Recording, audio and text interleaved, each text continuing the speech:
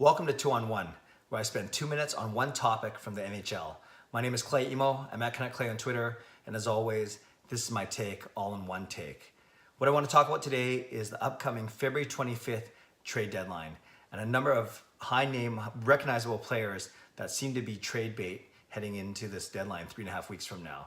Let's start in Columbus. You have forward Artemi Panarin having a great season, 57 points in 48 games, and you also have goaltender Sergei Bobrovsky.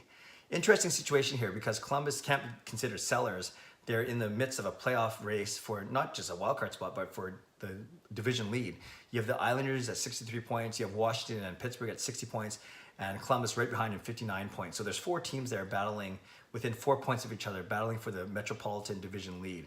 So you can't call them sellers, but if you get rid of Panarin, because it sounds like he's not going to re-sign in Columbus at the end of the season, what are you going to get? If you don't want to be a seller, then you're going to need a roster player back or a combination of roster players and pick some prospects. We shall see.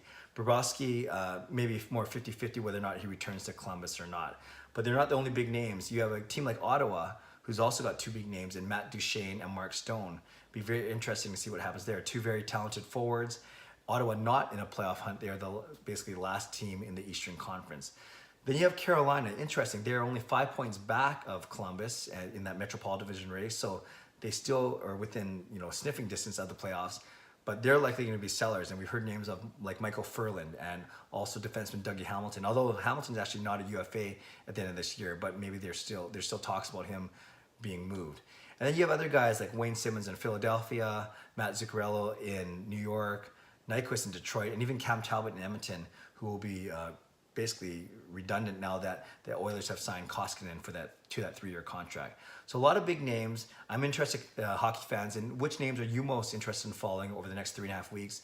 Which names are going to fetch the biggest return? Who's going to be moving and who's going to be staying? What's your gut feeling? Leave a comment below. I love to read, react, and reply as always. Subscribe if you like to, like this video if you like to.